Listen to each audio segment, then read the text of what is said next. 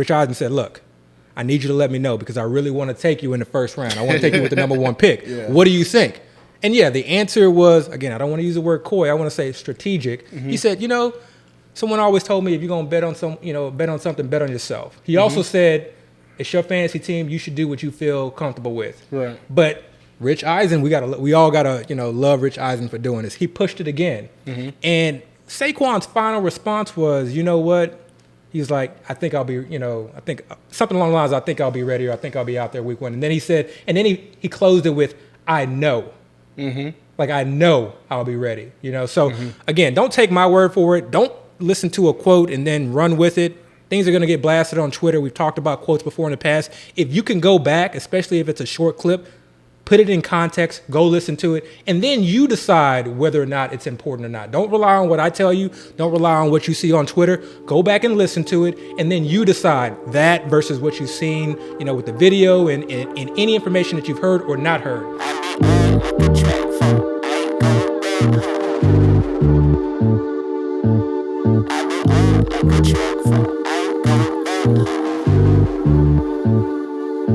I said, God, give me a warning. Please take me for the morning, so I leave more disappointments than I ever will appointments. Give a fuck about your feelings, rub it in. This your ointment, can't depend on the oinker. Find your pick in the blanket, find a stick. Through your anus, give a rib for your statement. This shit. Now let's move on to Tom Brady for a bit. Tom Brady made a lot of news this week, but we learned this week that he played the entire 2020 season with a partial MCL tear. Relevant or irrelevant? Irrelevant. Number one, I've heard from, I want to say plenty of sources, but some credible medical sources that likely, it was not completely torn. That's exactly what I was going to say. So I just don't believe it. Yeah. So regardless, it doesn't matter. I put more weight on the idea that this was his first time in the Bruce Arians offense, and we've heard multiple quarterbacks talk about how difficult of an offense it is to fully grasp that first year. So the fact that he was, and we saw those struggles early in the year, and then we really saw him take off. Right. So to me, I just see Tom Brady as someone. Okay, he's got another year in the system. We didn't see a major fall off. That's always a potential, but we didn't see it. And he's getting Antonio Brown now. An entire offseason now, really kind of again entrenched or familiar with the playbook. He's bringing back all 22 starters from all 22 starters, and they get O.J. Howard back. Yeah. I agree, it's irrelevant, but I was just so annoyed when I heard about this. Like, come on, man. But he's the GOAT. They do that. Just making the legacy just bigger and better. Hey, you got to do what you got to do. I'm not even going to hate on the man. When I heard it, I went back and I watched all of his highlights from last year. I didn't watch. I just YouTube Tom Brady highlights just to see, because if you have an MCL tear, you can't run like that. You just can't just straight up run. And the way he was rolling out and avoiding pressure in the, I was like, man, come on, man, come on, bro. And then I saw Dr. What's your boy David Chow. Yeah, I saw something he said about it. Actually, he's not my boy. Well, yeah. Okay. Well, you're the one that told me about it. I have nothing against David Chow. I don't know him personally. I don't know him personally. I would love to meet him sometime, but I don't know him personally. Yeah, definitely would love to meet him. But he said he noticed that on the boat during the celebration of the Super Bowl, the Buck celebration, he didn't have a metal knee brace. He had a sleeve. And he's like, the way that boats rock, you would think he would need something to kind of keep that leg stable, that knee stable. So he's like, man, he felt like he was embellishing a little bit. I was like, man, come on, man. Come on. But, I mean, he probably did have an injured MCL. I'm not doubting that, because obviously he needed surgery for something. But a tear, man. Okay, let the man have his day. Let the man have his day. He could go. He could go. Brady, 42. He has whatever he wants to say. Whatever he wants to say, let him say. Whatever line he wants to tell. Super Bowl. Let's let him have it. He's the go. Let's let him have it. By the way, real quick, before we, I don't want to digress too much, but y'all saw Giannis yesterday?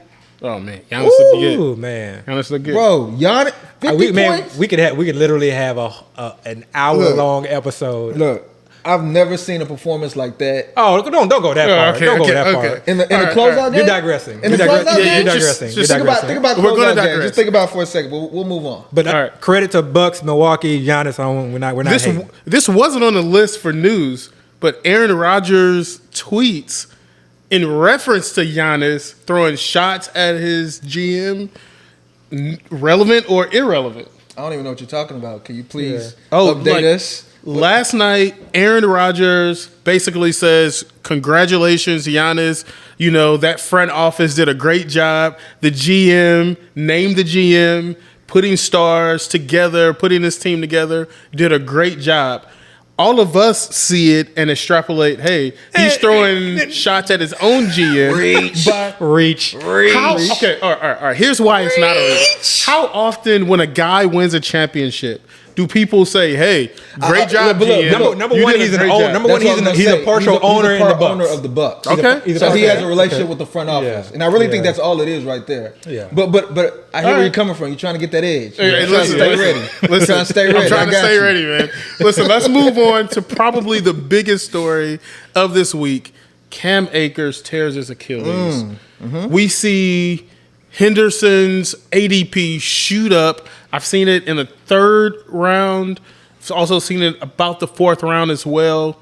I don't want to talk about whether Cam Akers is relevant or irrelevant. We know that that's relevant. He was going, front end of the 2nd round. That's a relevant injury. He was going in the 1st round at some point. Too. Right. But lately, early 2nd. Front end of the back 2nd. Yeah. Mid to early 2nd. Yeah. Right. So relevant or irrelevant that Henderson's ADP is going up. Let's talk about that. Has to be that relevant. backfield in general. That's the essence of what we're doing. It has to be relevant. No question. Now, where he's going, that's up for discussion. I don't know if I would like where in the 3rd he said is where you've been seeing. I don't know if I like that. Maybe more the 4th. Maybe more so the. I mean, I don't know. I have to kind of process it a little bit. I think more so the 4th or 5th. And I guess it really depends on who's going around him. But when you're saying the 3rd, now you're saying he's jumping like Montgomery, Carson. Right. You know? Yeah. Are we really saying that about Darrell Henderson? This is So to me, this is a loaded question and a loaded discussion, and I think a lot of people have talked about where they view Henderson. There's a lot to be determined. I don't necessarily want to dive into that too much. I see him to me, he's a 5th round pick, and the reason for that is I think that they're bringing someone in. So as a drafter right now, you have to really determine whether or not you believe the LA Rams are going to bring in another running back. Okay? I don't see Darrell Henderson as a workhorse back or as a bell cow for sure. Okay? Definitely not a bell cow, and I don't see him as a workhorse back. I see him as potentially, in my mind, best case scenario, a lead RB in an RBBC, in a running back by committee. So my worry is that they either bring someone in that can steal significant touches, or worst case scenario, they trade for someone like a Melvin Gordon. You know, so we've looked at their cap situation. I don't think they got enough draft capital to trade for anybody. Not anybody significant. Not anybody, but I guess it's all about the value. Yeah, but I consider Melvin Gordon significant. So if this is a couple, and again, this is why this is like a tough decision, because you have to ask yourself, does Denver see themselves as contenders? Because I think if they see themselves as contenders, they want depth at the running back position. They don't want to just easily give up Melvin Gordon. And then the next part of that question is, are the LA Rams, number one, can they acquire Melvin Gordon's contract? And 2, is it something that they're willing to do? Does he fit their scheme? And I think it would. I think from the Rams standpoint, this is a Super Bowl contending team. Okay, they are set up now. Not only are they set up now, they sold out. Okay, with Jalen Ramsey, with Matthew Stafford, they got Aaron Donald in his prime. This line is coming around. They bring in Deshaun Jackson. They are set up to win now. They know it. They're aware of that. Yeah. So the idea that they're going to go in the season with Darrell Henderson, okay, that's not even talking. Darrell or Darrell? Let's say D Henderson. Right. It's one of the two. Yeah, it's one of the two. Right. Yeah. I've been calling him Darrell, but That's not even getting into the discussion in terms of how good he is and what his deficiencies are. Okay, just look at his track record for staying healthy. Okay, not from a standpoint of if he's injury prone, but just from a standpoint from the Rams front office and the Rams coaching staffs. Can we rely on this guy for an additional game this year, 17 games in through the playoffs? Do we want to rely on this guy? Even the most healthiest back, I think a championship team is going to understand that they want to have depth at that position. And right now, the depth behind them, I think most of you guys will agree with me. I'm going to let Dale talk in on the dynasty aspect of it. But they're a bunch of Jags. And not only aren't even Jags. They're special teams players. So I think they're going to have to bring in someone regardless. So if they bring in someone who takes in between the 20s work, early down work, or at least splits that role a little bit, Darrell Henderson still has value. To me, that's where his upside is. Fifth, maybe back into the fourth. It depends on kind of how you start. But if they bring in someone like a Melvin Gordon who can play third down, or someone who can take goal line work, you know, if you bring in an Adrian Peterson, you know, maybe he takes goal line work. You bring in a Le'Veon Bell, maybe he takes some, you know, some third down work. So there's just a lot in play there that makes it very tough. So he's already, you know, a question mark as far as, you know, what is this Rams backfield going to look like week one?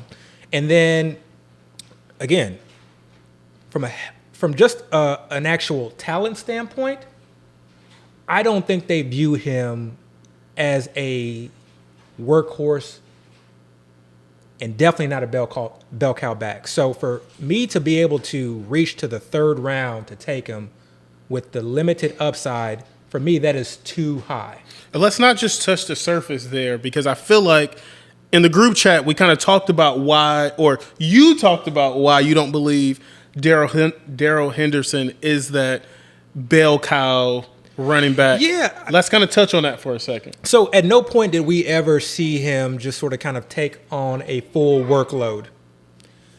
Even when Cam Akers was hurt, we never just saw them just give a full workload to Darrell Henderson. It was only really, I think, when Malcolm Brown and Cam Akers were out. He was always getting like 30 to 40% of the workload. And then when Cam Akers was healthy, as soon as he was, and remember, he had a rib injury at first, and then towards the end he had an ankle. But a rib injury is significant. That's a pain tolerance thing. You can't just go in and just get past it. So they kind of worked him back in. But once Akers was healthy, he saw the majority of the work. And then they trusted Cam Akers with the third down work. And if we just listen to a lot of the off-season, call it fluff or call it whatever you want, but if we listen to all the chitter-chatter, is that a word? Chitter chatter, whatever. Yeah. Okay, chitter chatter throughout the off season.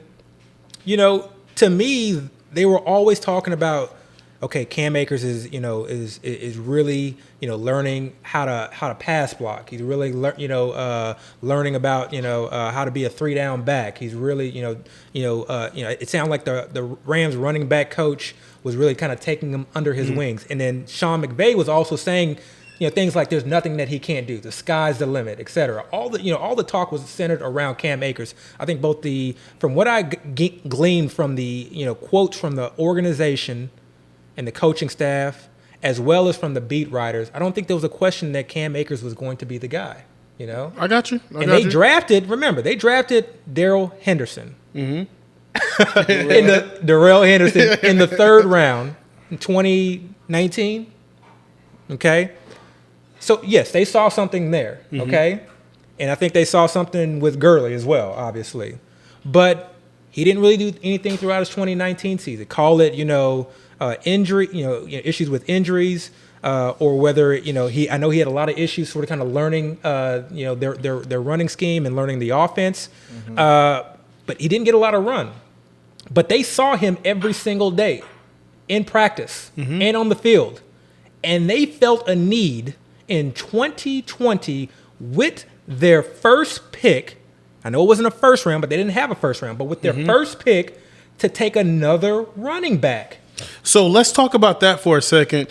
Dale, you're our dynasty guru. This not only has like ramifications for redraft leagues. Let's talk about dynasty as well. We haven't talked about dynasty enough. What ramifications does this have on dynasty? Okay, before I get to that, thought he was gonna let me go. Let's rewind. Let's talk about everything that Abby was just stating, because I need to put some things in context. He's right. There was a point last season where Akers got a lot of burn, the most burn in the backfield. But I don't want us to remember, if that's a word, the fact that was around the exact same time Henderson also got hurt.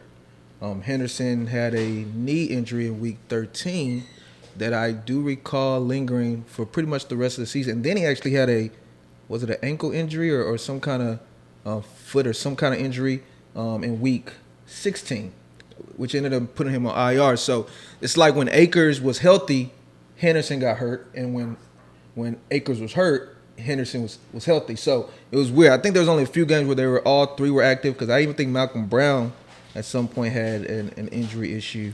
And I don't really think there was ever a point where all three were just truly healthy. I think it was one thing. No. I'll let you talk. Okay. Let's get past that. I don't get a rebuttal. Okay. Yeah, no, you're gonna get your rebuttal, but let me get my everything out. So then the third round pick. They did draft him in the third round, 2019. Darrell Henderson. I don't know what to say. Darrell Henderson. I'll say like y'all been saying. That 2019 draft actually was one of my favorite running back prospects in that draft. I watched his tape at Memphis, and it's funny because when I told people this at the time, I was like, man, this is one of the first or only highlight tapes I've ever seen where every single highlight was him taking it to the house. Like every single, it was like, you see some other highlights, it's a great run, he get tackled, pushed out of bounds, or, just something flashy. I don't think I've ever seen a highlight tape where every single play was a touchdown run. And he wasn't grinding through the hole or anything. He had a good holes made for him. But I was still like, wow, this is kind of impressive. That's the year at Memphis where he was actually the starter over Tony Pollard, the Cowboys backup running back, who was also pretty talented. And I don't want us to also, and I don't know if I mentioned this, but if I didn't, they traded up for Darrell Henderson. There's somebody that they felt like they needed to move up in the draft. I don't know what the trade was for. I don't know if they gave up draft capital or draft assets or a player or something, but they felt like, hey, we need to move up in this draft to secure this player's services. So to me, when I see things like that, especially in my dynasty lens, I look at that as this is a player the team coveted at the time. I don't know what happened after that. I don't know what happened prior to that. But that day, draft day, they felt like they needed to make a move to get him. The next year, they did get Akers. And they used significant draft capital in the aspect that it was their first pick in the draft, mid to back end second round pick. But I'm assuming here. Nobody really knows. I haven't seen a quote or interview, but for me, they didn't trade up to get Akers. I do feel like Akers kind of fell to them. I look at it more of a luxury pick. Akers was one of the highly touted running backs in last year's draft. And, with that talent, most of the other running backs, I think A.J. Dillon was the only one that hadn't gone by then. But all the other talented running backs had been gone then. So, I'm one of those people that I believe, man, talent is talent, no matter who you got. If you see talent on the board and they can help your team, even if you have somebody that's an incumbent that you like, if you see somebody that's better, go get your guy. I do believe Akers was a superior talent, and I do believe they felt like he was going to be the guy this year, like a 3-down back.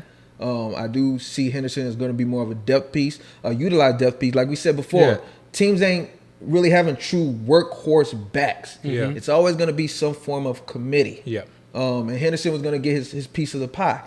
Nobody argued that. You can even see in drafts prior to the Akers news, Henderson was being drafted anywhere between 7 to 10. And I've seen some pieces regarding the idea that they were thinking about involving Henderson more in the passing game role. That's something that he did well in people lately, college. and we purposely didn't want to talk about Akers because we felt like there was a time everybody was talking about Akers. I guess it's kind of irrelevant now if we would have done it, but there was a time where we were seeing people put a little bit of water on the Akers hype for whatever reason. I didn't really dive into the statistics or the reasoning, but I do know it's valid reasons. So, but again, that's water under the bridge now. I do want to point out the fact that once they lost Malcolm Brown and go into the season, so as of last week, they were considered one of the youngest backfields in the NFL going to this season. Again, Henderson was drafted in 2019. He was their most experienced running back on their roster. That's insane. That's and this crazy. is him going into his third year. So that was the second most experienced was Akers. He was a rookie last year. Well, I guess you could say he shared that, and we could talk a little dynasty. They also have a few other running backs that again, I'm in dynasty, so a lot of waivers tend to be running my dynasty leagues on Wednesdays. So a lot of people were aware of these players and they were picking them up. You have your Xavier Jones, who was actually an undrafted running back from SMU. Talk about funky. We'll get to him. Xavier Jones, who's an undrafted running back from SMU out here in Dallas last year. So he came in the same year as Akers. They have Raymond Calais, who also is an undrafted guy. Special teams. Yeah, he wasn't really hyped up too Yeah. much. Nobody really paid attention to what he's doing. Yeah. They drafted a guy this year in the 7th round, a white boy named Jacob or Jason Funk. Caucasian. Okay, I'm sorry, Caucasian. I'm sure there's a difference. We respect all here. I don't even remember what school he went to. Do you know? New Mexico, Maryland. maybe? Maryland. Yeah, Maryland. The Terps. So he was pretty. I watched his tape. He was producing, but his style was not my preference. I felt like I was looking at like a young, smaller Peyton Hillis. You know, That's exactly. That's a great No. comparison. So you got to come up with someone else because Yeah. Peyton Hillis is white and Caucasian. I know. That to me seems a little. I know, but did you Just like not right. But did you like watch not him? very shifty No, I- north and south. Okay, Chris, you watched him? Yeah. Was he Peyton Hillis to you? No, he was Peyton Hillis. He was. He is, Okay. He's a I very couldn't north shake and south it. Look, runner. but you're right. I don't. You're right. I I hear know you. you're I coming don't from. like No. those comparisons. No, first of all, I love Peyton Hillis. Peyton Hillis, I think, won me my first championship. No, Peyton Hillis was cold. Peyton I Hillis like won me Peyton my Hillis. first championship. Oh my God, I Now love he's Peyton bragging. Hillis. He's the Right. only reason. Bro, now he But- doesn't hey, brag. wait. I'm not knocking Jake Funk because, Yeah. like he was saying, like tell you Funky. about Funky. Funk is actually my favorite guy in the whole But backfield. I know the only reason that I'm saying that is because I feel like that's disrespect to Peyton Hillis. Not that I think Funk is terrible, but I was not all that impressed. Okay, you know, you turn on the Maryland film from. We'll let you get to how you Okay, feel okay, about what you okay, say. Let me okay. finish. Yeah. And then also they signed a rookie, I think like a week ago, Mm-hmm. Otis Anderson. Maybe the son of the New York Giants. Yeah. Running back from back in the Small day. guy. Small. Small. 5'10", Special team player. under 200 pounds. Yeah. Yeah, special teams, scat back type guy. So he's not a real threat to the backfield. So who's your favorite out of all of them? It's Funk to me. And there's a few reasons why. Again, that north-south running style, he's a no-nonsense runner. He's the type of guy where you give him the ball, he's not going to shake, he's going to get Between the tackles, he's going to runner. get what's there. I had the perfect comp. Okay, and this makes 100%. Remember the Rams Super Bowl year when Gurley started to break down?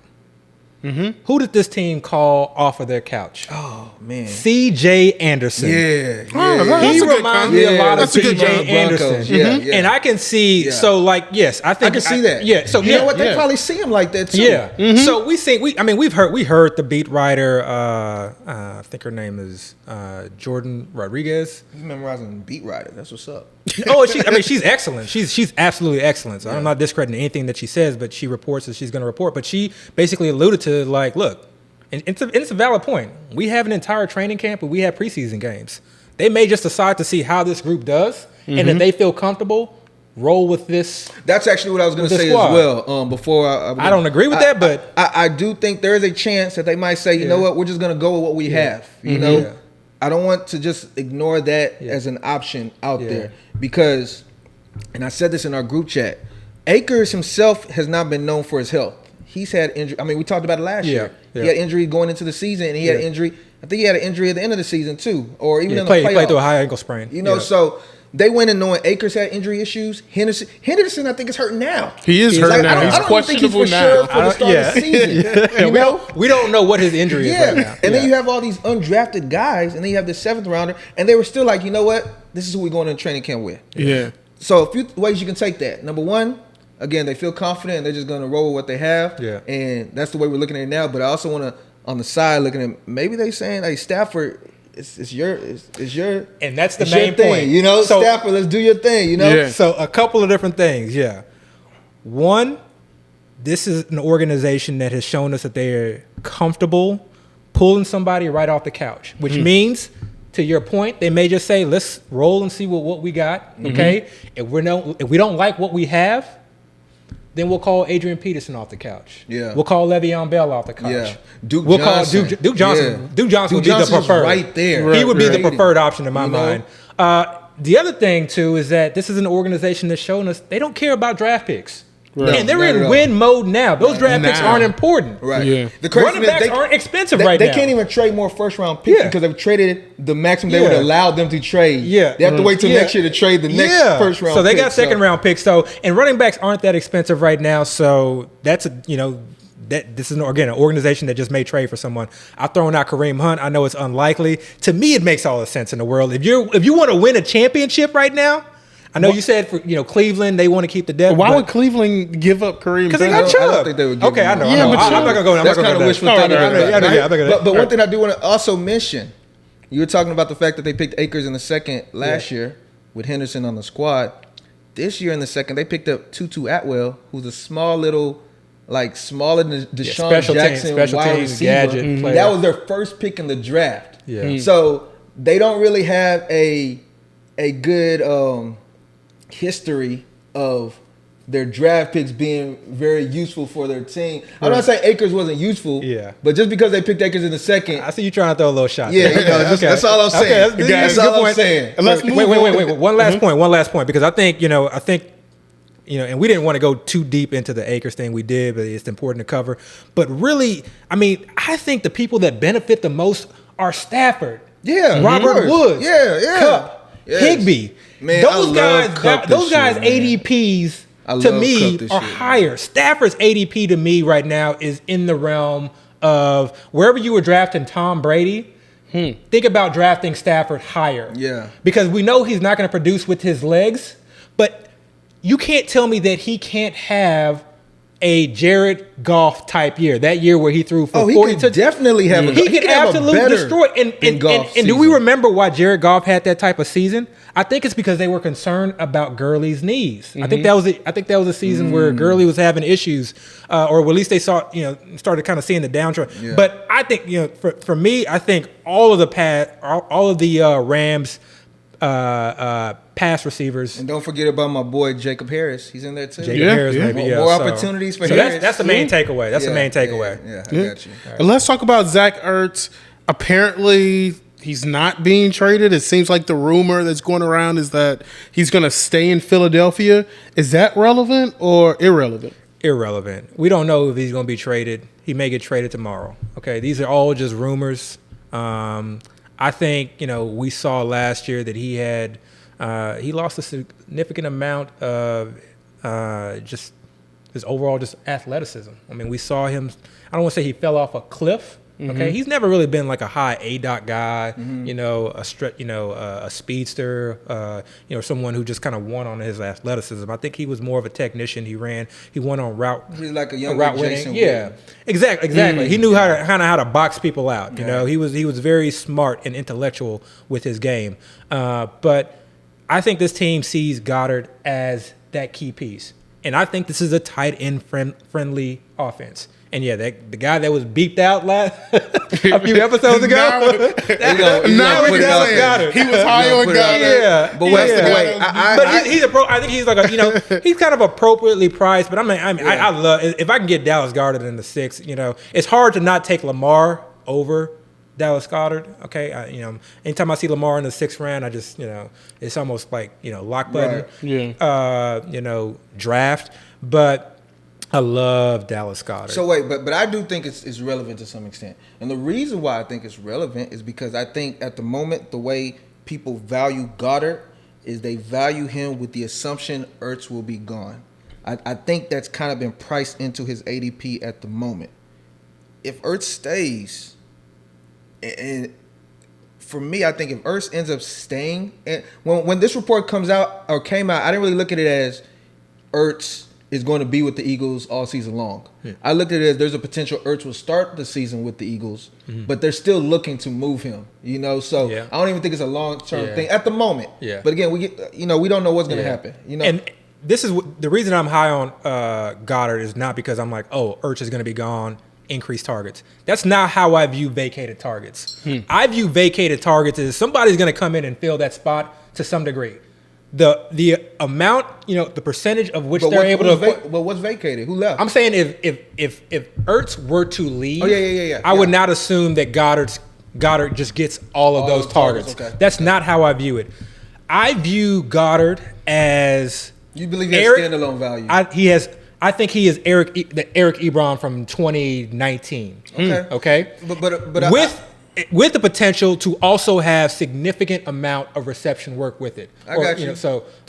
But I just still think the way he's being priced now is he's being priced with He's the too assumption too that low. Ertz will be gone. And if Ertz stays, and I always say, no matter how we think of a player's talent or their abilities or what they have left in the tank, all that matters is what the coaches think. And if the coaches feel like Ertz is the veteran, the older veteran, the guy that they feel like they can trust for whatever reason, and they want to play this guy, because I had Ertz on some of my teams last year. Again, I think he became more of a Jason Witten, so it wasn't about him being athletic, but he just wasn't getting the type of targets that I'm accustomed to see Ertz get, especially with Goddard being gone. They started using the other guy, the tight end. He was like a waiver wire darling one year. I don't remember his name, but he had like a good 2 or 3 weeks where that was when one of them was injured. Yeah, it was Goddard. Goddard was hurt. Yeah. So that's what I'm saying. The other guy was getting all this work. So they re-signed him, and I think and that's who I see kind of filling that void. If Ertz is moved. Yeah. But I honestly I look at this team.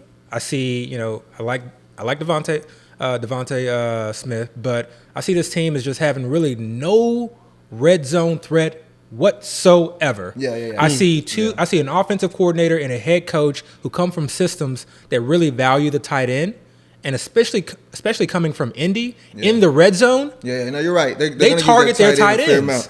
I'll say this on tape right now. I strongly believe that Dallas Goedert, regardless of what happens to Ertz, will outscore T.J. Hawkinson. Oh, I'll take that bet. I'll take that bet. I'll take that going there. Hey, I will take that bet. Okay, I will take that bet. All right.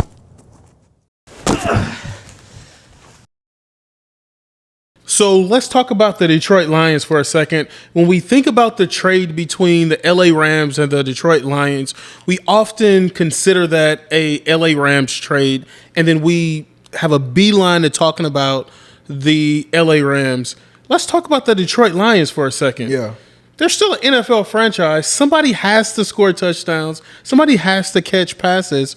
Who's the pass catcher to own in that offense? Okay, I'll take this because I definitely did want to talk about this for a while. I think everybody just totally ignoring the line. And I get it.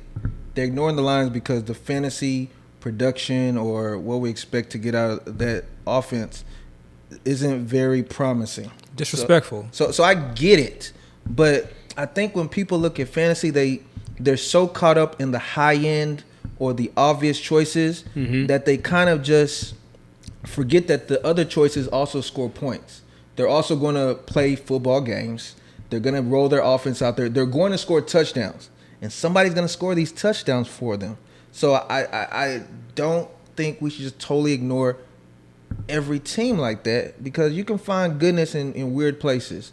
So when we look at the Lions, I'll say the Lambs. Because the Lions and the Rams together. That's exactly what they are. But when we talk about the Lions, when people think about their wide receivers, I don't really think people really grasp their hierarchy as far as how the wide receivers are. And I think it's a lot to do with the fact it's still kind of ambiguous right now. So I get it. Easy just to say, let somebody else have it. Yeah, but we do kind of know what's going on there. I do think we can kind of see the moves they made, how they made it, and kind of end up in some certain assumptions. Number one being, I think their number one wide receiver is Tyrell Williams. Okay, in drafts, I think there was a time, and I still think there's a time now where people think Brashard Perriman is the number one wide receiver, and I get it. He's the flashier guy. He's the guy that was drafted in the first round not too long ago by the Ravens. He's the one that, as of recent, we've seen him produce. Last year was with the Jets. Didn't produce much. He was injured, but he produced a little bit with the Jets. The year before that, he produced with the Buccaneers. Yeah, he finished strong with the Buccaneers. Yeah, he finished really strong with the Browns the year prior to that. Yeah. So people recall those flashy moments and say that's the guy. But the reason why I say Tyrell Williams is the guy is because, simply they paid him more. They gave both of them similar type of contracts, and they paid one more than the other. That's simple. They basically told us who they value more in on the team. Tyrell Williams was the top free agent signing for the Raiders last year. I think they kind of hoped he would come in and be their main wide receiver. Now, remember, Tyrell Williams got hurt all season. Yeah. He didn't play, I don't think, one down. So we didn't even get to see him. And when you don't see a guy for a season, especially if he's not a big, flashy name, you kind of forget about him. Mm-hmm. You know, they had all these other guys produce, Nelson Aguilar. They drafted Ruggs, and, you know, Brian Edwards was there. So everybody was just like, Tyrell, I forgot he even played in the league.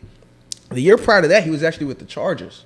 And he's had some good seasons with the Chargers. You know, he that's actually where he got the resume to actually go to the Raiders and come in to get looked at as a potential number one receiver. Yeah. So don't forget that. And I do want to point out one thing.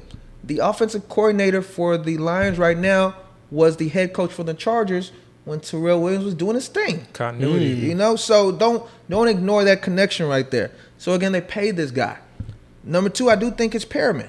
I do think Perriman is a number 2 wide receiver. The problem I see is I think they're being drafted. They're flipped as far as where they're being drafted. Brashard Perriman, if you look at the stats, he hasn't produced as much as Tyrell Williams has. He's more of a down the field stretcher. He's fast. You know, I think he ran a 4.3 in the combine. So he's one of those speedy guys.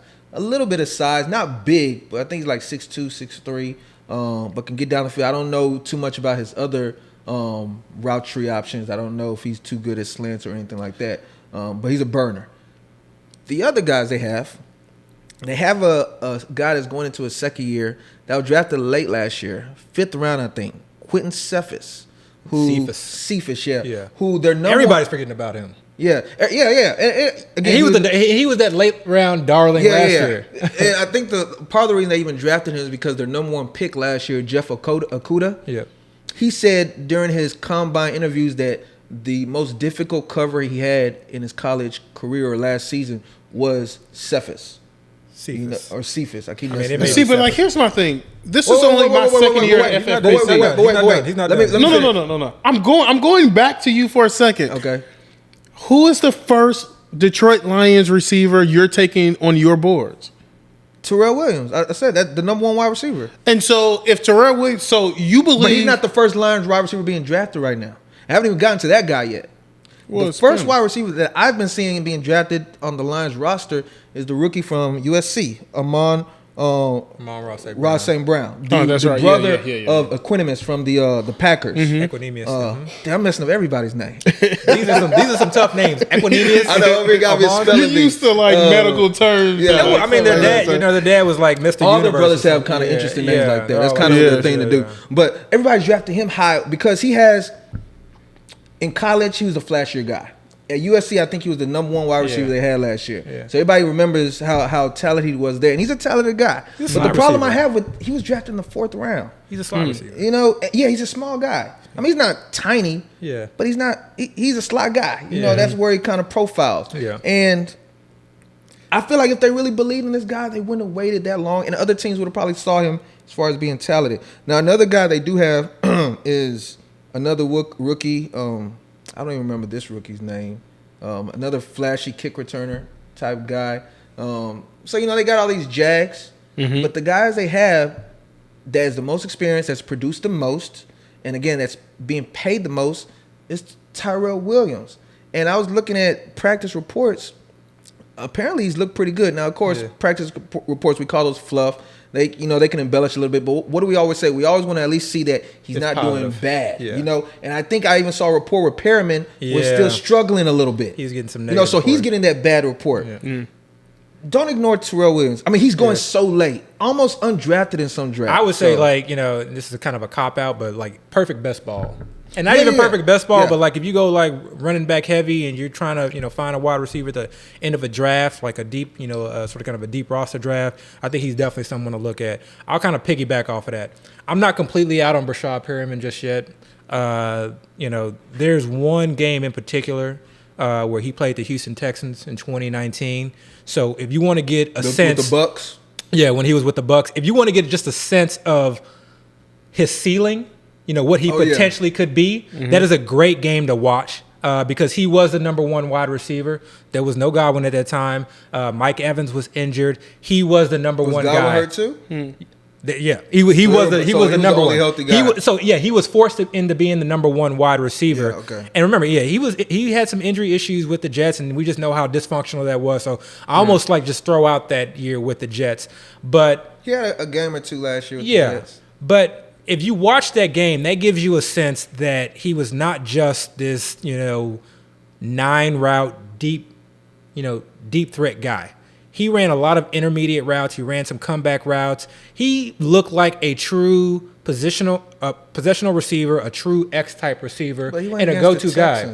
I know it was against the Texans, but all I'm saying is trash. All I'm saying, but these weren't the type of catches where he was just running wide open. These were contested catches. These were catches on the sideline. All I'm saying is, go let your eyes see what the potential, what the ceiling could be for Brashad Perriman. But I do agree. Season, though, right? This was at the end of the season, but I do agree. If I had to pick one, based off of the contract, I think is a big thing. Based off of both these players, sort of kind of what they've done in the NFL, right. and Tyrell Williams also has some deep threat ability to him as well. But I think the connection with Amon St. Brown is, or why people are drafting him higher is, they see Jared Goff, someone who's traditionally thrown to the slot receiver, I'm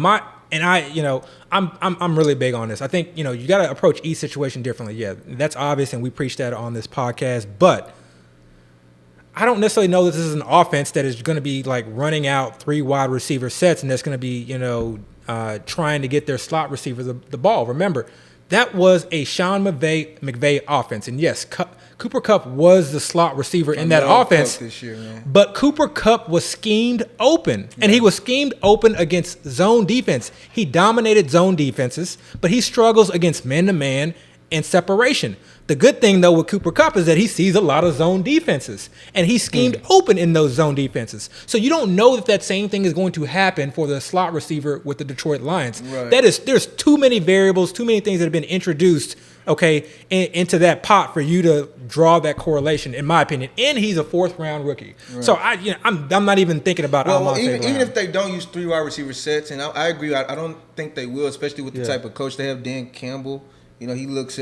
He's more of like a hard-nosed, in the trenches type player. But that kind of brings you to the guy I do like the most as far as their pass catchers, which is, and we mentioned it just a second ago, T.J. Hawkinson. Yeah. I do love him. T.J. Hawkinson, he's a player that's most likely not going to leave the field. Yeah. I mean, if they're running the ball, he's going to be on the field. Yeah. They're throwing the ball. Right now, I would say he's probably the most talented pass catcher. I would say I can't go that far. Who's their most talented if it's not Hawkinson? It's any of the receivers. Okay. I think T.J. Hawkinson's pass catching ability as an overall tight end, he is an excellent prospect. He is an excellent tight end. So you don't think he has good pass catching? I'm not saying he doesn't have good, but I think people are talking about it in the sense that because they want him to be, because we see this ascension. Yes, he may ascend to that, but I don't watch T.J. Hawkinson film and think, oh, this guy is just Travis Kelce or Darren Waller, or he's a receiver playing tight end. I don't see that whatsoever. Not even close. I think I see a little Kittle, actually. But if you don't see, I get it. I don't even see the Kittle aspect. I do. And I do think they're going to utilize him a lot this year. They may. I think he's going to have a great season this year. I do think he's the most talented receiver on their team. Again, I don't think he's going to come off the field. And one thing we haven't mentioned is we do expect them to be a bad team this year, which means they're probably going to be losing a lot of games, which means second half of games they're probably going to be throwing a lot. Yeah. Mm-hmm. So he's going to get those garbage time, which is still points. So for me, it's DeAndre Swift, especially with him going in the 3rd round right now. So Jamal Williams is nothing? It's not that Jamal Williams is nothing. It's that exact fact that you alluded to, the fact that they're going to be losing a lot of games. Mm-hmm. This is a bad defense, okay? We talked about kind of ranking defenses and strength of schedule, and that it's really hard to kind of put somebody in that bad pile. For me, it's not that hard with the Detroit Lions defense. Mm-hmm. You can always be wrong. But to me, at their ceiling, they're going to be average. I don't see them excelling, but they're going to be in a lot of negative game scripts. I agree. So that is 2 to 3 receptions in the 4th quarter, almost just kind of baked into DeAndre Swift's, season end totals. I got you. So for me, so you think he's going to have the most receptions this season out of all the Lions? I don't know if he's going to have the most. It may be close, but I I don't think it's T.J. Hawkinson. I think people are just kind of giving it to him. Yes, he's the incumbent, So but it's a different system. So if you don't think Swift is going to have the most, but you think he's going to have more than Hawkinson, you think Hawkinson is not going to have? I think it's going to be one of the receivers, to be quite honest. So you think Hawkinson at the most, his best case scenario is third in receptions this season? Second or third. I don't want to make any hardcore stances. But you just said he's going to have less than Swift. But you also said Swift might not be the first. That'll be tough. Okay, I think it'll be tough for Swift to have that many catches. A lot will depend. So first, before I get to that point, okay, let me first talk about what I think this offense is going to look like. Okay, I think this is going to be a run offense. I agree. I think even when they are losing, they're probably going to still try to run to some degree so that they don't lose as much. No Anthony Lynn slander on this podcast, but ... Okay. Oh, man. So I think a lot of people are kind of looking, Anthony Lynn was with the Chargers. Let's take what they did with the Chargers and extrapolate that or transfer that over to the Detroit Lions. I actually don't think that that's the case. I don't think that Anthony Lynn, he may have had some say-so in the offense, but I don't think that he designed the offense, and I definitely don't think that he did any of the play calling in that offense. I think he kind of dictated certain things and dictated, I want us to focus on the run, and made some bad calls and bad decisions. Again, no Anthony slander. He made some horrible. Okay. Yeah, no Anthony slander. Wink, wink. Right. Okay, quotations. Retract that from the statement. Yeah, but have to beat that out. Yeah, beat that out. But what I want to do. There's one time in his career where he called plays, where he was an offensive coordinator and he called offensive plays, and that was with his time with the Buffalo Bills, with Tyrod Taylor, LaShawn McCoy. So what I would say is go back to that year, go back and look at those stats, and you'll see that they were very, very run heavy. Now, granted, Tyrod Taylor is a very different quarterback than Jared Goff, but even in that year, we saw LaShawn McCoy get a significant amount of targets and receptions. I want to say he got anywhere from 50 to 60 receptions. But that's a running quarterback that was sort of kind of, I don't want to say he was in his prime because I don't know what Tyrod's prime is, but he was younger. Yeah, that was one of his best seasons, right? Yeah. So, and we know that running quarterbacks don't really like to dump it down. What is Jared Goff? Jared Goff is an immobile quarterback, okay? Yes, they have a great offensive line, but we've talked about it. We haven't talked up their wide receivers. We talked about their wide receivers, but likely they're going to be, again, in negative game script situations. They don't have the most elite or even the best wide receivers or above average wide receivers. So these wide receivers are probably going to have issues with separation. So yes, T.J. Hawkinson, maybe he's one or two. Perriman got speed. I think he's going to be able to separate. Speed, but Tyrell, I don't know, but Perriman definitely has speed. They both technically have. I mean, Tyrell was kind of known as a deep threat to begin with. But what I'm saying is that at the end of the game, defenses are in prevent. Jared Goff's first reaction is not going to be, let me run out of the pocket. Jared Goff's first reaction is going to be, let me pass to this quick, great pass catching back out of the backfield. I got you. And so I see a lot of dump offs. My thing is, I think there's a chance Williams might cut into that a fair amount, and we don't know how much. Yeah, but I just wouldn't be surprised if it ends up being a lot more than what we wanted or we assumed it would be. I love Jamal Williams. I have a lot of Jamal Williams. But I don't know. Yeah, I see Jamal Williams more as a sort of kind of in between back, the in between the tackles type back. I know he can pass catch, but I don't think that I think that they are viewing DeAndre Swift in that role. And then the ceiling for DeAndre Swift is that they see the talent. Remember, DeAndre Swift is to me, I don't want to say elite, but he is a great running back. He is. Okay, he's a great running back. And there were some things that he can definitely improve on, but last year was his rookie year, okay? The offensive line only got better. Their offensive line is better, and this is a team that wants to run. So I think that the from a running game standpoint, that the volume is going to be there, but they're going to be in a lot of negative game scripts. So he's also going to see a lot of work in the passing down. Yeah. Let's talk about the Jags for a second, because I feel like that offense is kind of in flux as well. We don't know who's going to be the dominant pass catcher there. To be honest, I don't know who's going to be the dominant running back in that offense. Let's talk about the type of offense that we expect from the Jags and whether we expect them to be a run-heavy offense, a balanced offense, or whether they're going to really put the ball in their first pick quarterback Trevor Lawrence's hands, what offense do you guys expect from the Jags? You want to take this or you want me to go first? No, you can go ahead. Oh, he's pulling out the got notes. notes? He's pulling out the notes. Hey, He's pulling out the notes. He's Where my ready. glasses at? He's pulling out the Let notes. me pull out the glasses. Oh, man. So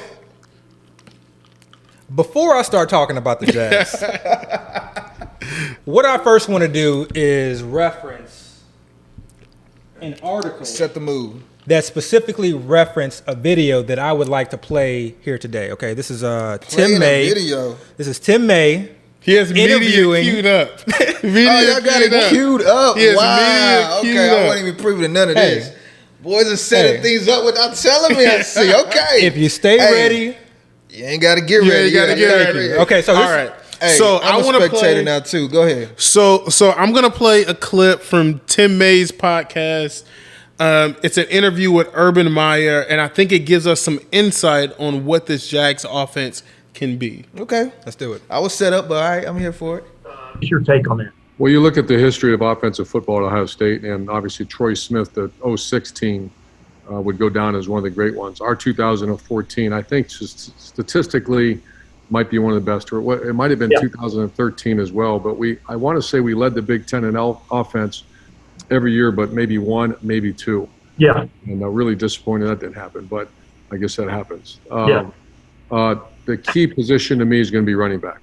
If Trey Sermons, Master Teague, and Crowley, you're losing a horse. We've always had you look at the last 7 years from Carlos Hyde to Zeke Elliott to J.K. Dobbins and Mike Weber, we've had a horse. And I'll fight anybody in this. You have to run the football to be successful at the highest level. I'm not talking about to get fans in the stands and all that, but at the end of the day, for you to go win a national championship, at some point you're going to have to line up and smack someone and knock the line of scrimmage back. They can do that, but do they have the weaponry at the tailback position?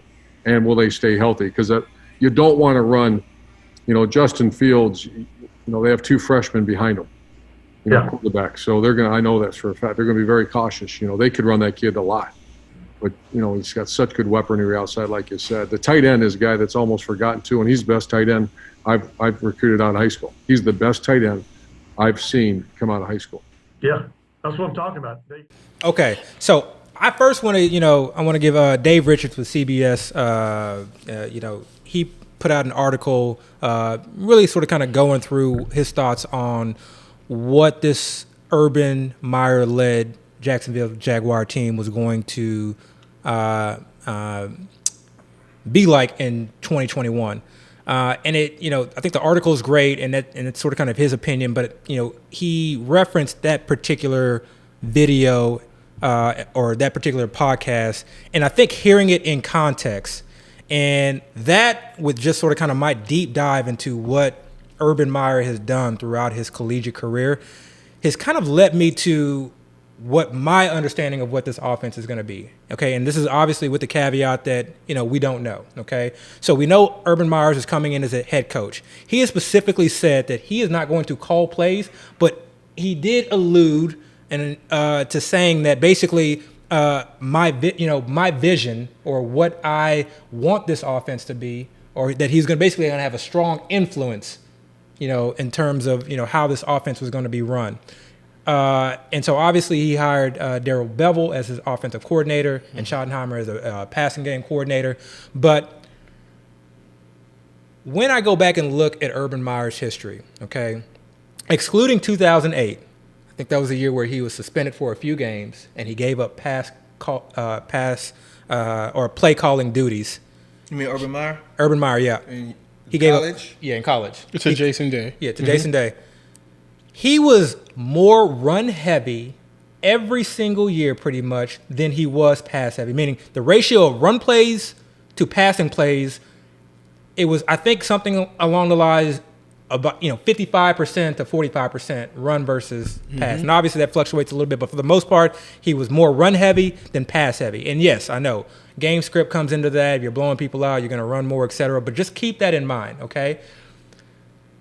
Pretty much throughout his collegiate career, he has had a running quarterback or a mobile quarterback, dating back to Alex Smith, Tim Tebow, Barrett, okay? Up until the point of Dwayne Haskins, who I don't consider really a running or mobile I quarterback. don't consider He's not a Dwayne mobile quarterback, okay? And that was the year in 2008 where they passed Or more. not traditionally. No, he's just not a mobile quarterback. Right. So that's the year where I think, again, he gave up play calling duties, but I don't necessarily know that was the main reason why they started passing more. I think he was a part of developing a scheme that was tailored and perfected to Dwayne Haskins' skill set, which is more the passing game, okay?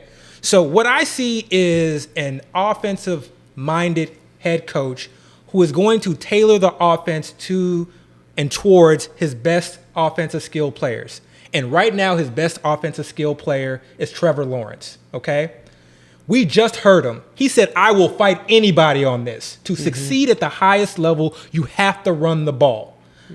Yes, he runs a spread offense, but this is a run-based offense. And so I think what he wants to do is he wants to spread the field and create an environment to where his running back is running against a light box and his quarterback, who is mobile, can run RPOs and hit quick hitters, slants, comebacks, what have you, basically closer towards the line of scrimmage, occasional shot plays here or there. But I think this is an offense that is really going to be, I don't want to say run heavy, but it's going to be more centered around the run with that West Coast offense style, running a lot of RPOs. But what does that get? What does that lead? So I think in my mind, having said all that, I think there's one player that's just being absolutely disrespected currently, okay? It is not DJ Chark. It's not Laviska Shenault. It's not James Robinson. Just say the dude, man. Come on, man. It's not Travis Etienne. It is Trevor Lawrence. Okay. It is Trevor Lawrence. Think about this. Think about the offenses that Urban Meyer has been in and what those running quarterbacks have done in those offenses. Think about the offensive weapons that he has done. We didn't hear the entire pod, but he basically alludes to he wants explosive players and he wants to create an environment when he gets those explosive players in situations to succeed, to take it to the house, obviously. We have ETN. You have Laviska Shenault. You have DJ Chark. You have Marvin Jones who can stretch the field, okay? And then you have a good running back in James Robinson, and you have a quarterback, #1 overall pick, who has wheels and has an arm. We've been sort of kind of wrapping our heads around, okay, who's that late round quarterback to go after? And we talked about our boy Trey Lance. And I love Trey Lance, and I still love Trey Lance. But we've seen Trey Lance's ADP significantly rise. Before, when we were getting him in the 15th round, now we're seeing him go in the 11th, 12th round. And that's tough. That's a tough price to pay. Early in the draft season, we were seeing Trevor Lawrence go that high. I mean, I was seeing him go as high as the 9th round, okay? And we've seen his ADP significantly drop towards the 15th round now. So I'm starting to make a pivot where I don't necessarily want to spend that high draft capital on a Trey Lance necessarily. And I am really opening up my eyes to the idea that Trevor Lawrence has the potential to ball out. And I'm going to leave you with this. That Jags O-line. Wait. Is this what you was saying? Hey, let's not go there. Okay, let's not go there. Let's not go there. But yes, answer is yes. But that Jags O-line they've got some potential. Okay, on that. I think they're experienced. They're experienced. They're bringing back their whole offensive line has started at least 2 years. Yeah. The last 2 years in the NFL. So they've got skill on that offensive line. Yeah. They've got legitimate weapons at the skill position. Okay. They do. They have a bad defense. Horrible defense. They play the Texans twice. They play the Titans twice. And they overall just have one of the easiest schedules of any team that I've seen this year. Remember, they had the worst record in the league, okay? Yeah. And I think, Vegas has them as like 6 or 6.5 that to me is that's more wins. That's more Texans disrespect than anything else. But I don't even see them winning that many games. Yeah, I see them lose. Basically, I see them losing a lot more games. I'm taking the under with that. So they're going to be in a lot of negative game scripts. Again, this is a you took the under with 6 wins. Yeah. 6.5 wins. Yes. 6 wins. Yes. Let's not digress. Yeah. Okay. to me, this is a young quarterback. What's going to happen when that pocket breaks down, or what's going to happen when he sees teams in prevent? Instinct is going to kick in. He's going to run, and there's going to be design runs. There's going to be design RPOs. Okay, It's going to take off. he uses his quarterback near the goal line and in the red zone as well. There's going to be options there. I think we are potentially missing the boat on someone you can draft very late. Okay, Trevor Lawrence. I agree with your overall conclusion, Let me speak but on it Dale, real quick. no. Okay. No. I'm going to you, Dale. I agree with your overall conclusion. Yeah. But Dale, did they draft a quarterback with the number one overall pick to be a run heavy offense? I mean, I don't think he said they were going to be run heavy, but I don't think so. Run centric. Well, that's kind of what I mean. San Francisco drafted a quarterback in the top round, and they're going to be a run heavy offense. And I don't think we expect Garoppolo or Trey Lance to necessarily be slinging it around. I just had a main event not too long ago, and Lawrence was actually drafted the same round or the round after Lance. So they were still kind of going. Now, maybe as of recent things have changed. But ADP has Trevor Lawrence going after Trey Lance. Yeah, no, he was after him. It's just I was saying they were drafted like very close to each other. I recall thinking that. But as far as the answer to your question, so the way I look at it is, first off, yes, Urban Meyer probably does feel that way. To dominate in the NFL, you have to run the ball successfully. By the way, go ahead and play my clip now. This is a perfect time. No, What clip? I don't have no clip.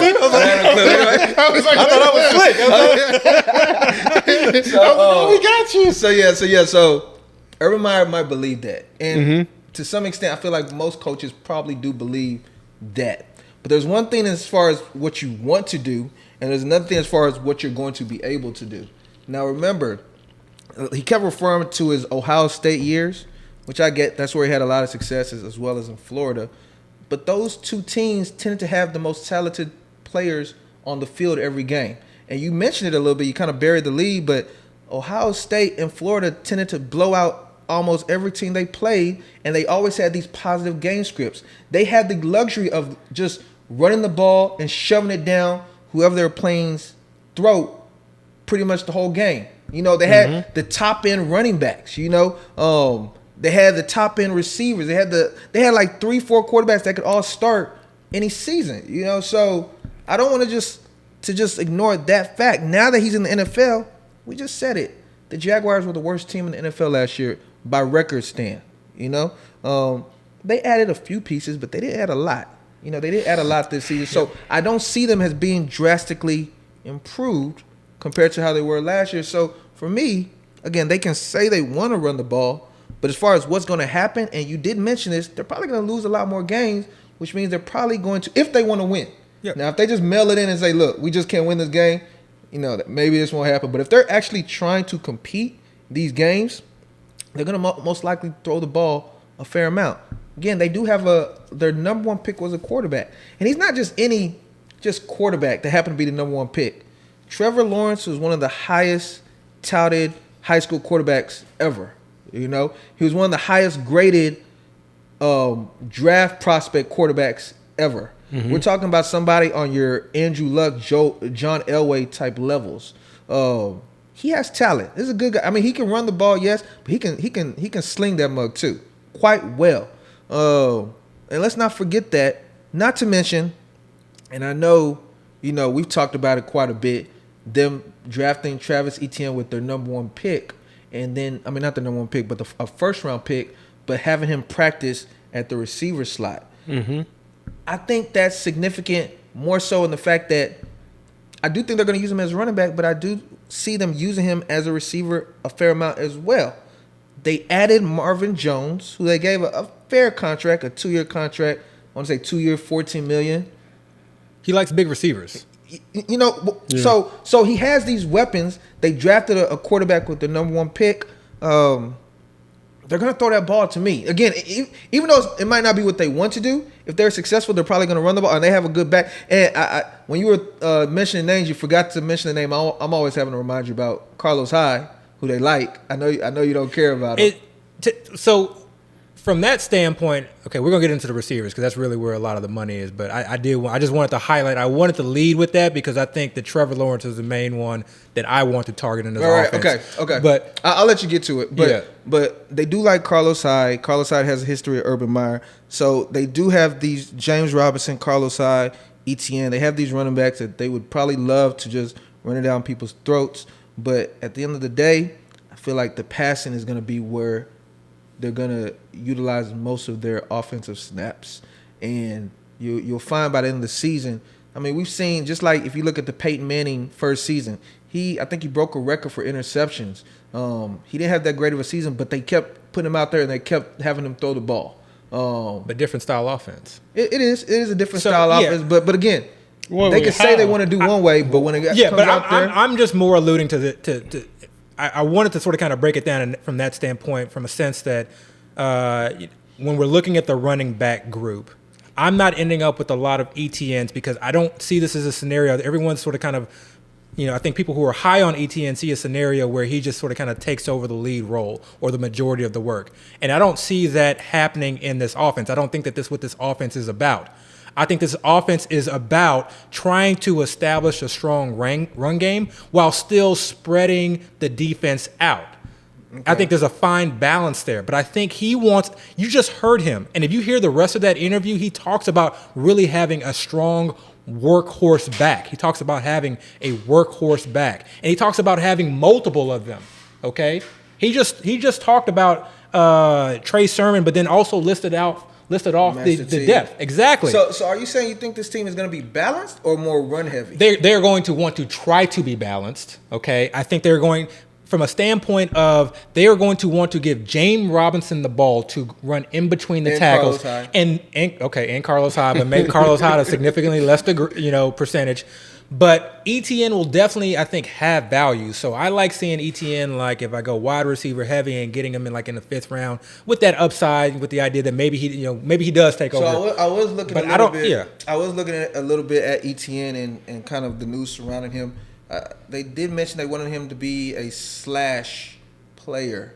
And when people saw that, I don't know if they specifically said it, but they compared that to the way he was using Curtis Samuel, my guy Curtis Samuel, and Percy Harvin, who were both actual running backs in college. But Curtis Samuel, they mentioned a stat where he actually ran or received the most targets in college that year for a running back. Yeah. So I can see them utilizing him in that role, but still having him, run the ball. And they ran the ball. So check it. Percy Harvin's offensive coordinator in Minnesota and Seattle was Darren Bevel. Absolutely. Darren Bevel's, I don't know what to make of Darren Bevel. Okay, I'll say this.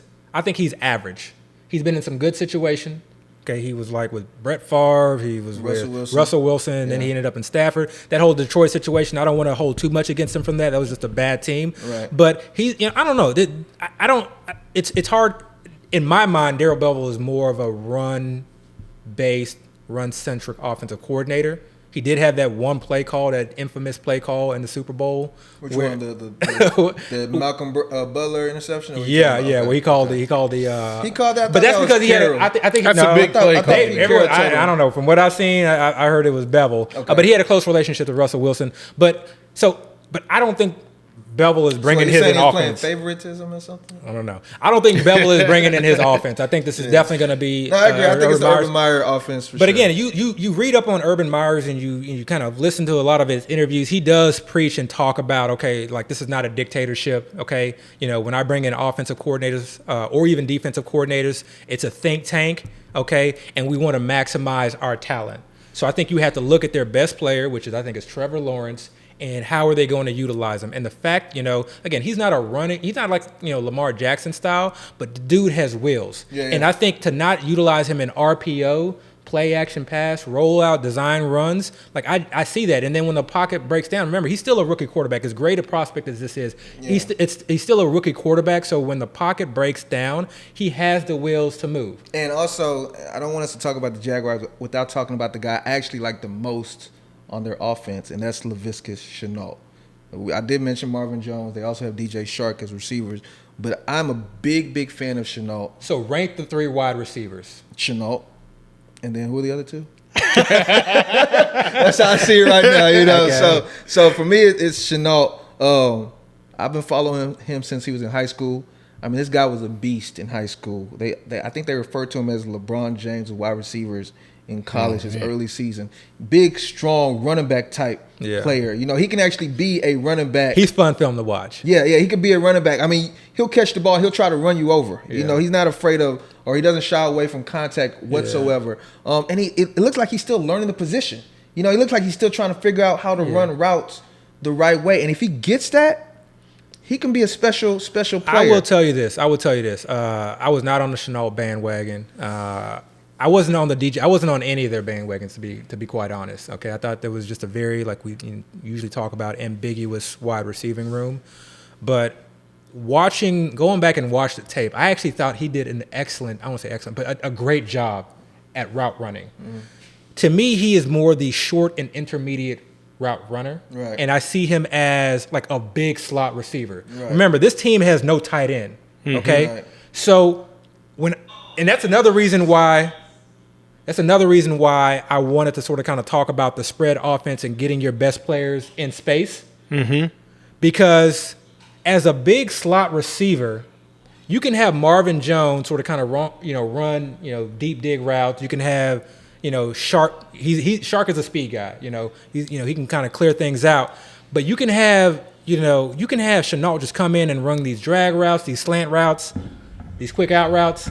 So for me, like, I've come around and I do see him as that, the best Jags receiver to own, and he's going at a nice price. I don't think he's going to see like a significant amount of the targets, but I think he's going at a nice price. I do want to mention this. Last year, his quarterbacks were Minshew, and who was that other random quarterback? Glennon. Was Glennon? Okay, and they had another random quarterback that was that was his quarterback for his rookie season. Now he's getting one of the most highly touted prospects ever. I really can see him just, taking off. It's gonna be tough. There's a lot of mouths to feed in that offense. I just it see is a lot of mouths. It's really just three. This is why I'm hesitant. This is why I'm hesitant. You just said 3. It's 4. This is why I'm hesitant on. You mean ETN? Yeah, on ETN. This is why I'm hesitant on Chenault. I don't see him just having a significant target share. I don't think he's going to be running a lot of deep routes. I think it's going to be a lot of short and intermediate stuff. I don't know how much he's going to do in the red zone.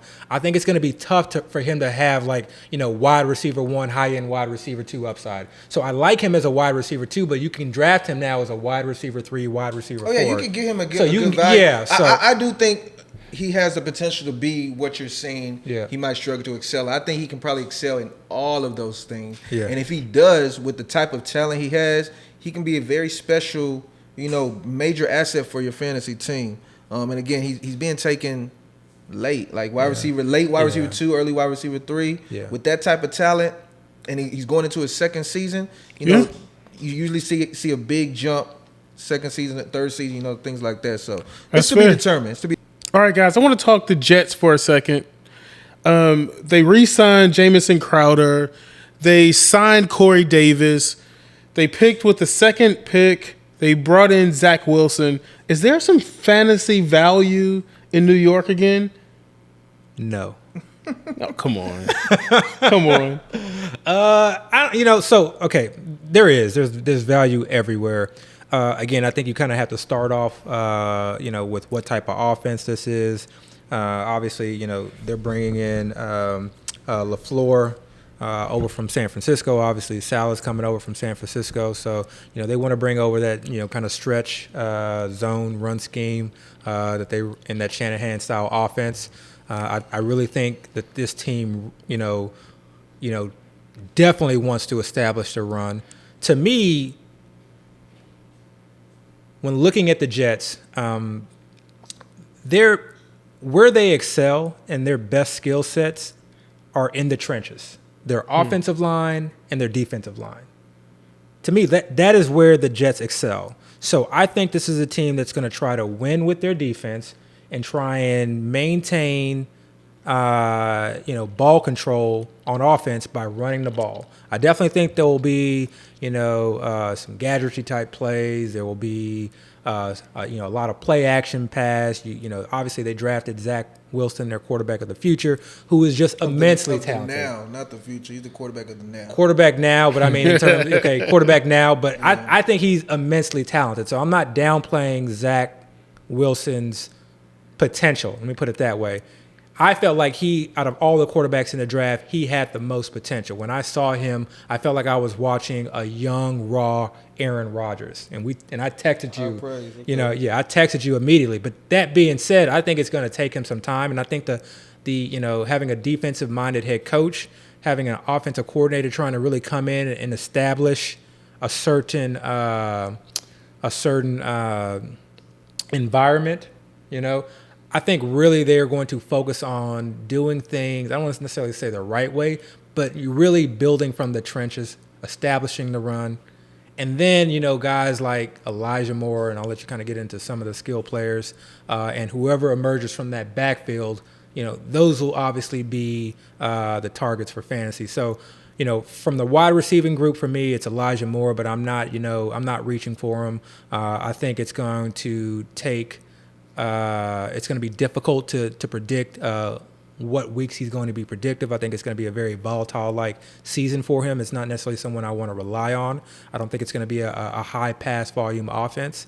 And then, from the running back position, it's going to be tough. I think early in the season, I really do think it's going to be Tevin Coleman, and I kind of had some hesitancy with that, but credit Dale kind of for bringing him up. This is he's familiar with the scheme. He was familiar with it in Atlanta. He was familiar with it in San Francisco, and the same coaching staff has seen him at multiple places, and they felt the need to bring him in. Over, yeah. So to just say that they're just bringing him in just to bring him in, they know what he is. They know what they know what he can do, and they decided to pay him and bring him in. We don't have anybody on this, in this backfield that has super high draft capital, especially with this current regime. I think everyone is high on Michael Carter-Williams, and I like Michael Carter-Williams. I love the talent. I see him more as a change of pace, third down back, as opposed to sort of kind of a lead back in an RBBC or anyone who's going to see really any significant goal line carries. And asking kind of a rookie to come in and do that, I think is going to be tough. I do like him for this specific run scheme. I do think that he can do some damage, but where he's going in drafts, I think it's just a little bit too rich for me. And then there are just a number of other guys that I'll kind of let you dive into. The last player that I wanted to talk about, yes, I'm bringing him up again because we are heading into training camp, and again, it's important to understand what the offense is trying to do. Yes, players can kind of dictate to some degree how an offense will be run, but for me, especially when it comes to a Shanahan style type system, and coming into an organization in a roster like the Jets, they are going to try to establish their system. They're going to try to get players to buy into their system. Talking about Tyler Croft, right? No. I'm talking about Chris Herndon. Okay, I'm talking about ideally the most athletic. Okay, the unicorn in that group. Yeah. Okay, I've already kind of talked about the off season and how some of the fluff I thought was misinterpreted when you really go back and kind of read through the transcripts. But just you don't have to draft them. Just keep your ears open. Listen to training camp news. Specifically, listen to who's running with the ones. Is he not being drafted? He's not being drafted right now. I thought he was being drafted. He's not. He was being drafted, and that news came out, and then he just fell off. And then we have preseason games as well. So we'll be able to find out. But if you were struggling at tight end and you need to throw a dart, just understand this. Forget the name of the player. There's potentially a tight end in that offense that's going to see significant targets. Okay, because likely that's what that offense does. Okay, now they may change it up. They're definitely going to have some adjustments here or there, but just know that that may be like a free space. And so don't listen to what we heard in OTAs and take that as gospel. Keep your ears open because things may change. So this kind of goes back to what I was saying with the Lions. I think you could really find fantasy value in really any team, especially if you can get them at value. None of the Jets are going high. Maybe Elijah Moore and Michael Carter, the two rookies. people tend to like shiny new things, so I kind of understand where that's coming from. But all in all, the Jets' offense, they're not being taken high. Most of them not even being drafted. So if there's any kind of fantasy value that comes from there, it's going to be a win. You're playing with house money to some extent. So just real quick, and I looked at the Jets a little bit. They brought in Joe Douglas from the Eagles 2 years ago, and Joe Douglas was meant to kind of help turn their team around. Adam Gase, it's kind of the in thing to just bash Adam Gase any chance. So I'm not just going to put it all on him, but at that time he was the head coach and the Jets had no stability. They had no real direction. Perfect storm. So Joe Douglas came in, a very respected guy, executive from the Eagles, GM. One of the first things he wanted to do was try to improve the, and you kind of mentioned the trenches, specifically the offensive line. He actually signed 3 guys last year, or not last year, 2019. He signed 3 guys. George Fant was one of them. A couple other guys, McGovern or whatever. The next year, he ended up drafting Mekhi Benton. Massive human being. Becton, big dude, who is now their current left tackle. Very talented. They drafted him in the first round. So they definitely invested a lot of draft capital there. This year, of course, like you said, they drafted Zach Williams, the number 2 pick, but they traded up from the 23rd pick to the 14th pick to draft another guy, Vera something, offensive lineman. Vera Johnson. Something like that, but he was from USC. Somebody that was well respected in the draft. Again, you know how I feel about players that teams trade up for. So they highly coveted. So all those guys I just mentioned are actually they're starting. Vera Tucker, I believe his name is. Yeah, Vera Tucker. That's actually the starting lineup right now for the Jets. So he basically revamped the whole starting lineup offensive line. They draft Zach Wilson, who with Zach Wilson, he's one of those. For me, I love players like that for fantasy. He slings the ball like you mentioned, Aaron Rodgers. I kind of saw that a little bit too. It's kind of hard to really compare a player to Aaron Rodgers. But that's kind of what he looked like. He was just flicking the wrist, throwing immensely it downfield. talented. That arm is immensely talented. So when you see a player that has that type of skill set, not every game, you might not have that consistency every single game, but there's going to be times where he's going to show that off. And it's going to look great and it's going to produce fantasy points. You look, and I'll get to the running backs in a second, but you look at the receivers, the pass catchers. You mentioned Elijah Moore, who very highly respected or highly touted prospect from Ole Miss. He actually backed up A.J. Brown and DK Metcalf a couple years ago. Once they left, he kind of took over the main guy. A.J. Brown actually said he was a better player than him. The infamous Twitter video. Yeah. So A.J. Brown really respects him. Yeah, A.J. Brown really respects him as far as his talent level. And we've heard nothing but great drum beats all off-season long regarding his practice. But it is report. OTAs. Yeah, it's OTAs. So we've heard all these great things about him. They also signed they gave a big bag to Corey Davis. $12 million per for 3 years. I think 3-year contract, $37 million or something like that. Overpaid.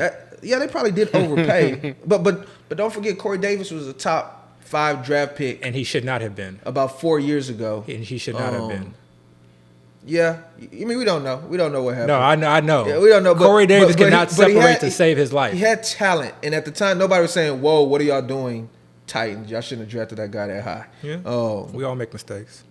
So they have him.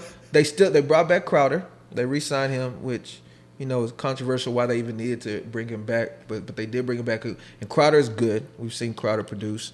They drafted Denzel Mims in the second round last year from Baylor. A combine beast. And one name that kind of gets swept under the rug that people kind of don't pay attention to is they signed from the Jaguars Keenan Cole, who I've actually heard has been doing pretty well as well. And they actually like him a lot. So they have all these new weapons, revamped offensive line, this quarterback that's not afraid to throw the ball. And then you got these running backs that are all kind of like, ambiguous backfield, if you will. You mentioned Tevin Cole, who's my favorite for the reason you mentioned.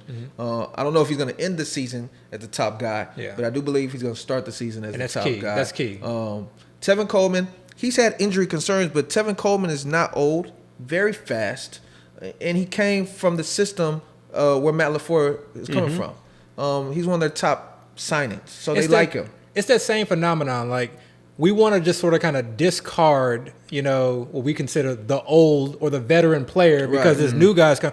It's a bias, and we all do it. I know I do it. So, like, we want to like Michael Carter Williams. We want him to take over. Right. So we got to basically discredit and downgrade the other guys. And I'm not even that big on Michael Carter. I have my reasons for that, but he's talented. I watch his tape. He looks great. Share the backfield with Javonte Williams. Yeah. I just don't know if he's going to come out day one or even early in the season and just take that job. They you can see they trust Tevin Coleman to some extent. They still got Ty Johnson, he's young. I think he's been in the league a couple of years. They got LaMichael Pirine. Yeah, these are Jags, but what do I always say? It doesn't matter what we think. It matters what they think as far as coaching. They do see these players at practice. These guys might look great at practice. Yeah. Do whatever they do on Sunday. So they have him. One name that people forget that actually I feel like you should kind of just pay attention to is Josh Adams. I think that's his name. Because he's the biggest guy. Yeah. He's the only big guy that has. He was productive as a rookie for the Eagles. Yeah. And then he actually had a good, not great, but he produced a little bit last year for the Jets near the end of the season. Maybe even Ty Johnson didn't look that bad. That's what I'm saying. That offensive line will make some of these Jags look decent. And every guy we just mentioned, except for the rookies, and maybe Corey Davis, you could take late, if not at all, because they'll probably be on the waiver wire. We didn't even mention that. Their 2020, 2019 pick, LaMichael Pirine. I did mention. You did? Okay. But again, he's a Jag too. He's Samaje Pirine's brother or cousin. Yeah. So they got, and then the tight ends. Well, the tight end, let me say your unicorn, Chris Herndon. I know you. But don't I'm not going to ignore Tyler Croft, who's getting burned with the first team, as well as Ryan Griffin, former Texan. Yeah. So they have all these pieces, and they're going to most likely be losing games. They're in the same division as the Bills, Josh Allen. They're in the same division as the Dolphins. They're the same division as the Patriots. I expect them to lose all those games, which means they're probably going to be trying to come back, and they're probably going to be throwing the ball. And again, we're talking about a quarterback that, for what we see, will just sling it. Yeah. Maybe he has a little DGAF in him. So I wouldn't be surprised if we look back near the end of the season and say, wow, these Jets actually, there's a lot of fantasy here that we could have utilized, we could have drafted, and probably would have gave us that edge that we're always looking for. Remember, we're always looking for that edge. Yeah. So definitely don't ignore the Jets. Yeah, I mean, the Jets make me want to vomit. It always does. It never feels good. But not even that. Like, I think I don't know. I don't want to draft. I mean, Let me ask you this: if you take away the name of the team and their jersey, it's not the name of the team. I'm looking specifically at their roster. Okay. Specifically at their wide receivers, I should say. I think any running back that has a pulse that starts and gets carries and touches could potentially be of value. Okay. And again, their wide receivers may be weak, bye week fill-ins here or there if some people get injured. But for me, for the most part, it's going to be volatile as hell trying to figure out. It might be. It's a quarterback. Remember, as talented as I think he is still pretty raw. He had one good season in a very, very weak conference, and the year before was just a turnover machine. Yeah, he was. Okay? He has a lot of mechanic issues that he needs to work out. So they're playing, and not only that, they're playing in a division and they may be behind a lot in the negative game scripts, but that New England Patriots defense, we've already talked about it. They're going to be legit this week. That Miami Dolphins defense, especially the their secondary. Mention is going to be pretty good. The Buffalo Bills defense, especially their secondary defense, it doesn't matter if they're down. They're not going to be like, and these are divisional games. So they're not going to be just like, but remember, you can have this trash, you can have this. But remember, none of these players that I'm mentioning, you're drafting high, if not at all. I know, but I'm saying I feel like I can still find better value on the wide receiver. I think Corey Davis. I think the way you really should approach it is if we see week one and they actually show something, because people kind of feel the same way you feel, and I to some extent feel that way as well. As far as when you think about the Jets. So I think if they have a fairly okay week one, I don't think everybody's just going to jump on the bandwagon immediately.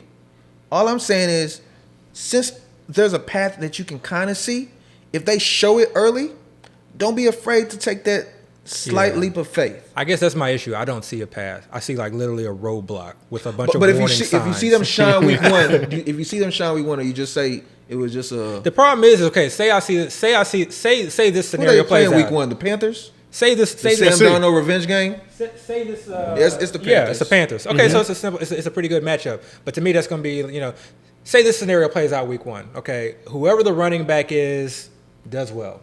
Okay. Say Tevin Coleman just comes in. We've already established that I'm okay with the up. running backs. My issue is with the receivers. Okay. Because if Corey Davis goes out and has 8 for 75 and a touchdown, no way I'm trusting that.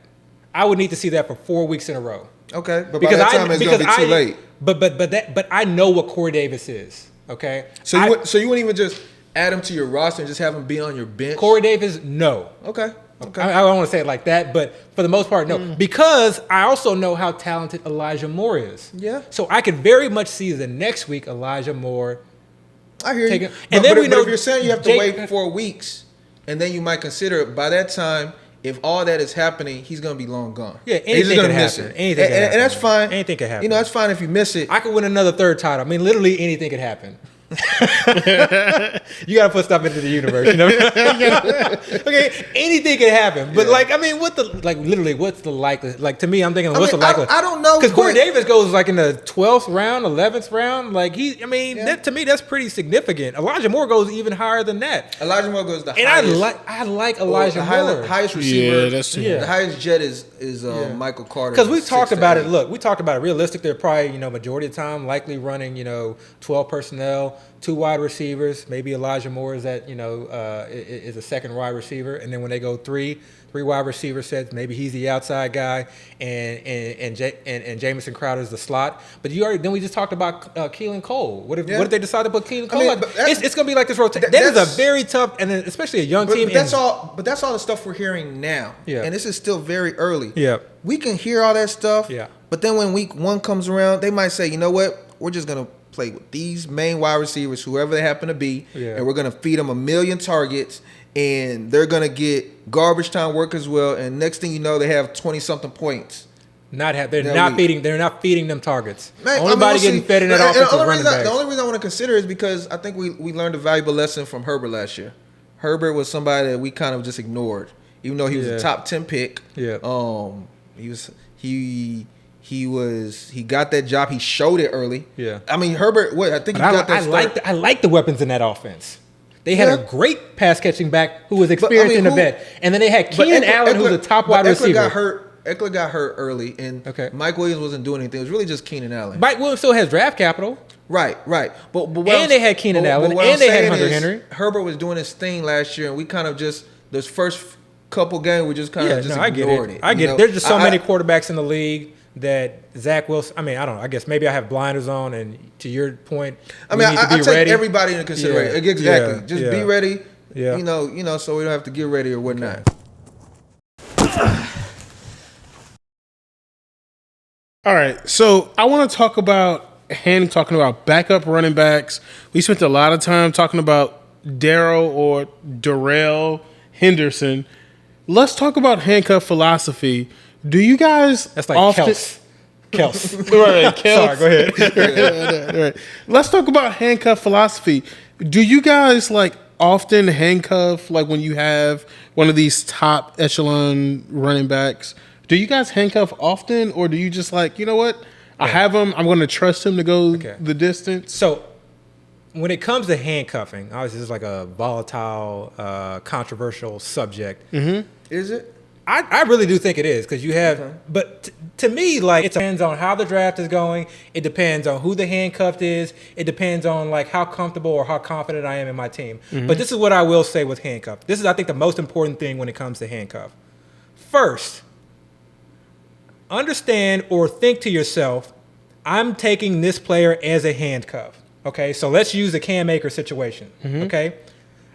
I'm taking DAR-RELL Henderson as a handcuff, and I'm taking him in X round. Mm-hmm. Who are you taking him over, to get this handcuff? Because the next question you need to ask is, if Cam Akers is injured, what is the value of DAR-RELL Henderson?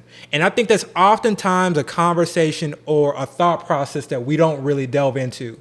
I didn't. I didn't go through all these scenarios. When I was drafting DAR-RELL Henderson, D. Henderson. When I was drafting D. Henderson, in my mind, I was thinking, okay, Cam Akers goes down. I potentially got a league-winning running back. just automatically assume 3 down running back. But then as soon as he went down, now like all of these different thoughts went through my head. I was sending text messages about they got to trade for Melvin Gordon. They're going to pick up. Immediately my thought was he's not a 3 down back. And so now I need to kind of rethink my process. Now, Darrell Henderson was going a lot later in drafts, and that's why he was one of my favorite handcuffs. So I was fortunate enough with some shares of him. And I think, like I said, I think he's going to have value. So I think if you got him late, you got some value out of that. But that to me is a key in drafting a handcuff. So I always like to get handcuffs that I don't have to spend significant capital on because you don't know what's going to happen. We see Pollard as one of the earliest handcuffs going. He is the most talented. He is in probably the best offense with one of the best offensive lines. So if Zeke does go down, I do see a scenario where he is the 3 down back. Okay. Now I don't necessarily know that he can hold up an entire season because I always hear this argument, Pollard would be better, but is Pollard better over 17 games? So if Zeke goes down late in the season, then that's perfect. If Zeke goes down early in the season, then how comfortable do you think are you with the idea that Tony Pollard is going to get 3 down work, bell cow work the entire season? Maybe. I think so. But when I actually think about it, am I really that sure that they're not just going to bring someone in? So do I want to take the chance of drafting him in the 9th, 8th round? Right. And with the idea that if Zeke were to go down in training camp, now I have me a bell cow back, but he may not end up being a bell cow back because they bring someone in. Okay, and I'm not saying that's going to happen with Tony Pollard, but I think you need to think about that with each handcuff that you're drafting. So I like to not waste a lot of draft capital on him because I think a lot of those later picks, it's a luxury pick. Okay, yes, it's a game, potentially a season-winning pick, but it's a luxury pick, and a lot of these guys just don't hit. And when waiver wires come around, when injuries come around, these are often the guys that get dropped first. And a little kind of side note and tip, these are often the guys that I'm picking up. So I added this question to like this show because I know that you guys think about handcuffs differently. So Deo, I'm now passing the question to you. Like, what is your philosophy on handcuffs, and do you handcuff in drafts? Totally anti-handcuff. Because I see it, I feel like they handcuff because they want to have insurance for their higher pick, probably their first, second round pick or whatever. And that's what handcuff is you have one guy and you're handcuffing him to another guy to kind of be there in case something happens to your first guy. If you really look at it at face value, to some extent, it's a straight up hedge. You're basically saying, I'm picking this guy because if this guy goes down, then I could use this guy. The problem I have with that is you're basically assuming or preparing as if this guy is going to go down. Because if this guy doesn't go down, then where's the value in this handcuff? If I don't see standalone value, where if I'm in a pinch, I can just play this guy, or this guy, I can see him even being a backup, he can still give me some kind of points. I really don't even want this guy on my team. Because, say, for instance, last year with Pollard, you have Tony Pollard on your team. Zeke played every game last year except for one. It was a valuable week. I would think it was week 14, 15. It was very Go ahead. Because I know he knows the exact week. Very valuable. It was very valuable. But you were keeping this guy on your team all season long, never, ever able to play him. And you only have 20 rounds in drafts. Every pick can be extremely valuable. So if you have a guy on your team, and when people do pick these handcuffs, they have a hard time dropping them too. It's like, just in case. Because you spent so much draft capital. Like next week, he might actually be useful to me. So you just hold this guy all season long, but you're never truly able to play him. He takes up a roster spot. You can't even pick up somebody else that you like. When you have to kind of deal with bye weeks, you have to decide, okay, am I going to drop this guy for a bye week replacement? Am I going to consider even playing this guy that probably won't give me anything? So I don't really see a true value in saying, okay, let me have these players that I'm going to utilize only if something goes wrong. Because another thing, if something does go wrong with that first pick, your team's probably in trouble anyways. Yeah. You know, it's like, Yeah. it's like, okay, yeah, you can put a handcuff in there and he can still produce and give you something, but we're trying to win the big thing. You know, we're not just trying to be competitive or just trying to skate by. All right, guys, this is episode 8. We are over 2 hours right now. All the time. Listen, We this have is- fun though. Yes, this has been a great episode. Episode 8, 1st and 15. Thanks for listening, guys. Like, subscribe, rate. We're out.